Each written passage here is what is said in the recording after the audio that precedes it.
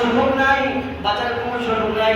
আল্লাহ রাব্বুল আলামিন জিবরাইল আলাইহিস সালাতু ওয়াস সালামকে পাঠায়া দিলেন, ও জিবরাইল যাও ওর মুখের মধ্যে কাদা দিয়া ভরে দাও, সে যেন এই অপবিত্র মুখে আমি আল্লাহর নাম নিতে না পারে। এবার আল্লাহ রাব্বুল আলামিন এই ফেরাউনের মুখ বন্ধ করে দিল। এটা বলার উদ্দেশ্য হলো এটাই, ও মুসলমান, সারা জীবন আকামকাম করে নাফরমানি চূড়ান্ত পর্যায়ে আপনি চলে গেলাম, আল্লাহর হুকুমের তোয়াক্কা করলাম না, নবী আলাইহিস সালাতু ওয়াস সালামের তরিকার তোয়াক্কা করলাম না।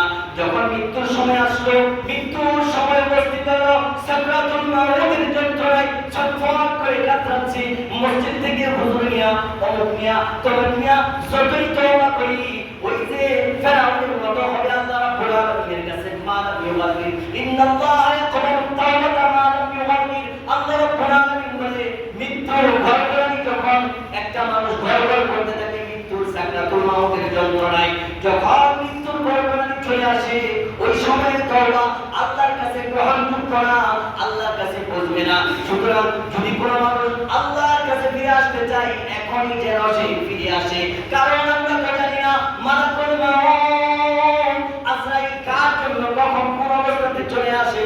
আজকে যদি আমি যে কথা বলতেছিলাম আমার আপনার দেহ থেকে প্রাণটা বের হয়ে যায়, এই যে কথা বলতেছি, এই যে শ্বাস প্রশ্বাস নিচ্ছি, আজকে যদি এইগুলো বন্ধ হয়ে যায় ও মুসলমান, তাহলে আমার আপনার এই দেহের কোনো মূল্য নাই, চার পয়সার কোনো দাম নাই, দুনিয়ার কোনো মানুষ দাম দিবে না, আপনার সন্তান দাম দিবে না, আপনার স্ত্রী দাম দিবে না, আপনাকে তারা হুড় করে কবরের মধ্যে কিভাবে রাখা যায় এমন ভাই তারা করবে। শুধু তাই না, একবার চিন্তা করে দেখুন ও মুসলমান, দুইটা চক্ষু বন্ধ করুন, দুইটা চক্ষু বন্ধ করার পরে দেখেন আপনার শ্বাসটা একটু আটকায়া ধরেন, আটকায়া ধরার পরে দেখেন আপনার এই নিথর দেহটা একেবারে নিথর হয়ে যাবে, একটু আটকায়া রাখেন, দেখেন কেমন কষ্ট হয়। ও মুসলমান, এই শরীর থেকে এই দেহ থেকে যখন রূহটা বের হয়ে যাবে, যদি কোনো মুসলমান গত সপ্তাহে বলেছিলাম ইমানদার বান্দা বান্দি হয় তার কোনো কষ্ট হবে না, আর যদি ইমানদার বান্দা বান্দি না হয় তাহলে তার জীবনের কষ্টের কোনো শেষ নাই। এমন কষ্ট শুধু এখানে কষ্ট হয়।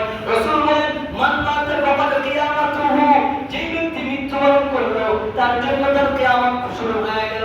শুধু তাই নাই, মৃত্যুর পরে প্রথম তাকে হলো কবর, কবরের মধ্যে যখন কোনো বান্দাকে রাখা হবে, রাসূল করিম সাল্লাল্লাহু আলাইহি ওয়াসাল্লাম বলেন কবরের মধ্যে যখন কোনো বান্দাকে রাখা হয়, মৃত্যুর পরে প্রথম কাছে যেহেতু কবর, এই কবরটা মুমিন মুসলমানের জন্য বিশুদ্ধ জান্নাত, জান্নাতের বিছানা বিছায়া দেওয়া হবে, আর আরেকজনের জন্য জাহান্নামের বিছানা বিছায়া দেওয়া হবে। শুধু তাই নয়, কোনো বৎকার যখন হাদিসের মধ্যে আছে কবরের মধ্যে রাখা হয়, কবরের মধ্যে রাখার পরে আল্লাহর এই বান্দা এরকম ভাবে কবরের মধ্যে এমন শাস্তি দেওয়া হবে, বৎকার বেনামাজির জন্য এমন শাস্তি হবে। রাসূল করিম সাল্লাল্লাহু আলাইহি ওয়াসাল্লাম বলেন দুনিয়ার মধ্যে দাম্ভিকতার সাথে চলেছ, নাফরমানি করেছ, এই যে দেখতেছেন গাছপালা, পশু পাখি, মাটি সব কিছু আপনি যেই রাস্তা দিয়ে চলেছেন, যেইখানে যেই নাফরমানি করেছেন, যেই মানুষের হক নষ্ট করেছেন, যেই মানুষকে কষ্ট দিয়েছেন, সমস্ত জায়গায় এইগুলো আপনার বিরুদ্ধে সাক্ষী হয়ে দাঁড়াবে। আল্লাহর বান্দাকে ডাক দেয়া বলে দুনিয়ার সব আপনি দাম্ভিকতার সাথে চলেছ, নাফরমানি করেছ, মালিকের কাছে এই মাটি ডাক দেয়া বলে মালিক আমি মাটিকে অনুমতি দাও, এমন নাফরমানি চূড়ান্ত পর্যায়ে বান্দা চলে গেছে, আমি একটা অনুমতি দাও, মাটি পাক হয়ে আমার মধ্যে ঢোকায়া এক শাস্তির ব্যবস্থা করে। আল্লাহ রাব্বুল আলামিন বলে বান্দা আমি নির্দিষ্ট সময় মাটি, আমি বান্দা আমার বান্দাকে নির্দিষ্ট একটা সময় দিয়েছি, এই নির্দিষ্ট সময়ের পরে তোমার কাছে আসবে, পরে আমি তোমাকে অনুমতি দিব।